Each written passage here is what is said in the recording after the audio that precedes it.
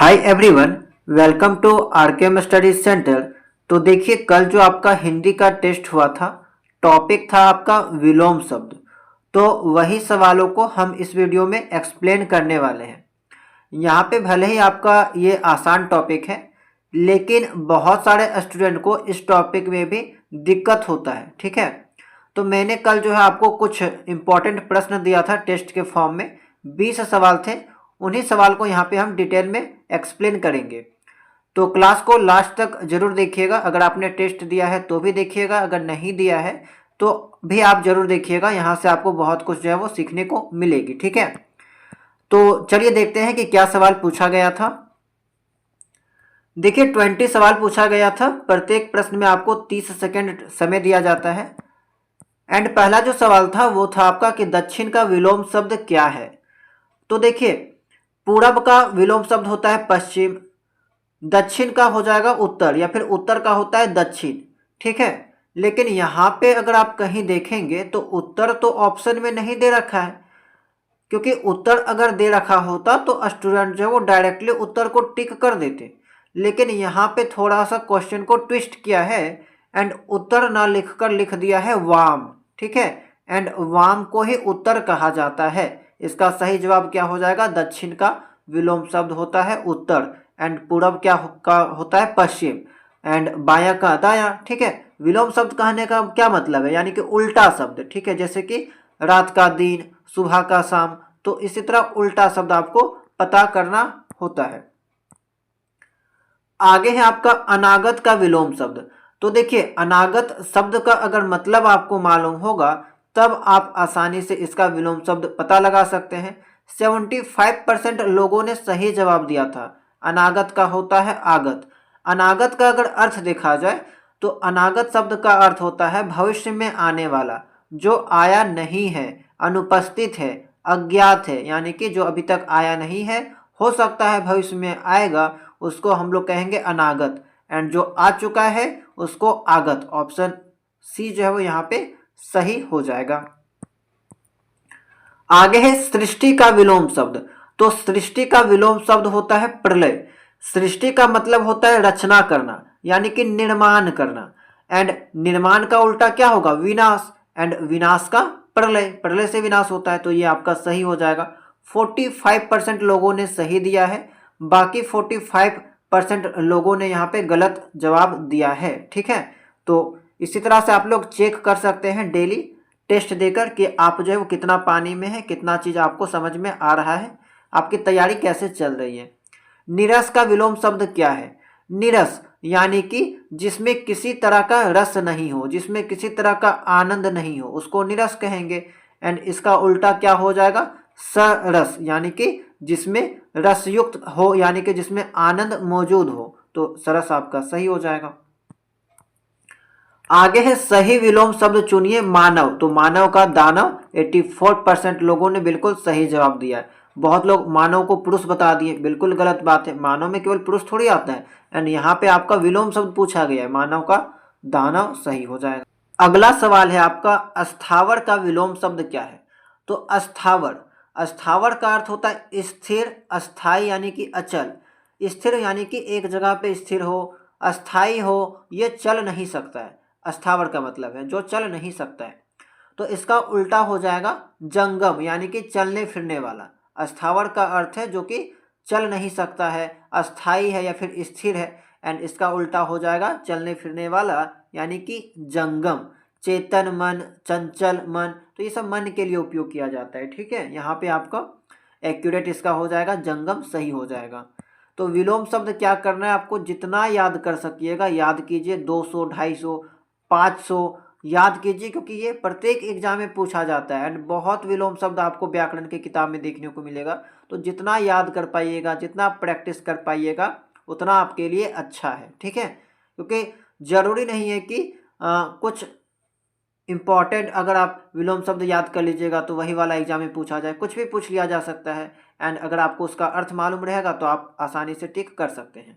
महान का विलोम शब्द क्या है? तो महान का होता है क्षुद्र। ठीक है, ये सभी को पता होगा। 59% लोगों ने यहाँ पे सही जवाब दिया है।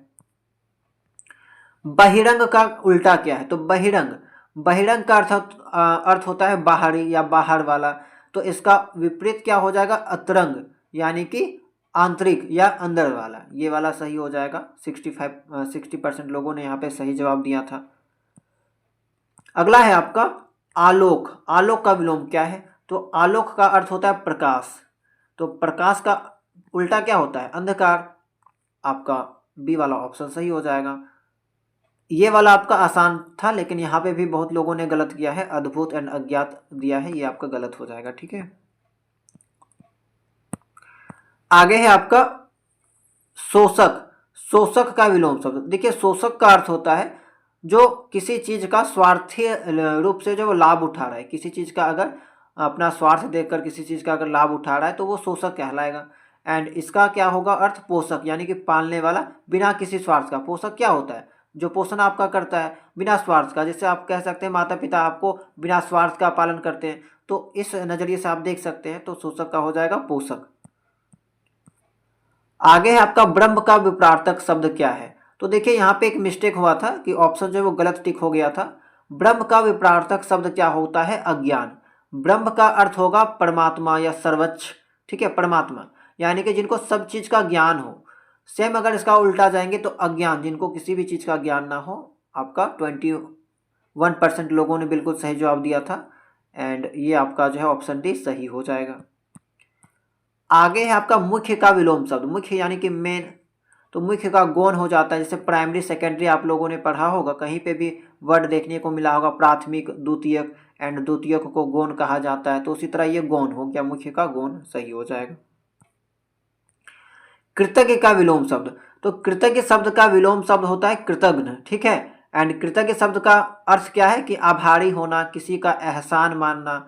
सेम कृतज्ञ का शब्द का अर्थ है किसी का भी आभारी ना होना, किसी का एहसान ना मानना। तो ऑप्शन नंबर बी सही होगा। 60% लोगों ने सही जवाब दिया था। ठीक है, चलिए नेक्स्ट है आपका सही विलोम शब्द चुनिए।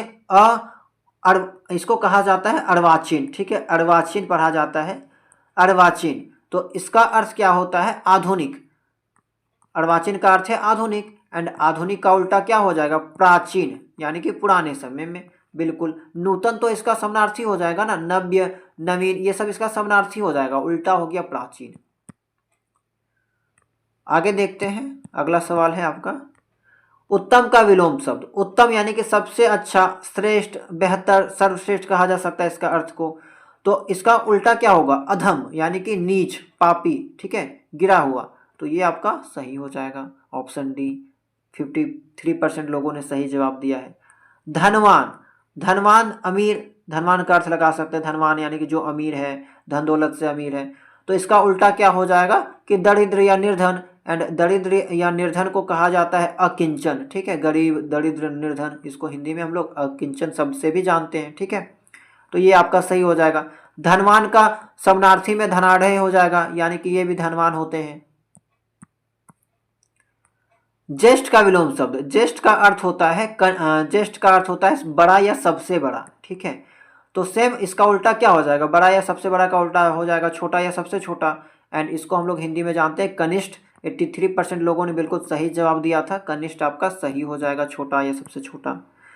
मुख, मुख का अर्थ होता है गूंगा, जो है जो कुछ नहीं बोलता है, एंड इसका उल्टा हो जाएगा जो बहुत ज़्यादा बोलता हो, यानी कि वाचाल। ये वाला आपको अनेक शब्दों के लिए एक शब्द में भी देखने को मिलता है। पूछा जाता है कि जो अधिक बोलता है उसको क्या कहते हैं, ज़्यादा बोलने वाला, तो उसको वाचाल नाम से जानते हैं, टॉकेटिव इंग्लिश में। शाश्वत का विलोम शब्द, शाश्वत का अर्थ होता है सदा रहने वाला, चिरस्थायी, जो कभी खत्म ना हो, कभी समाप्त ना हो, शाश्वत।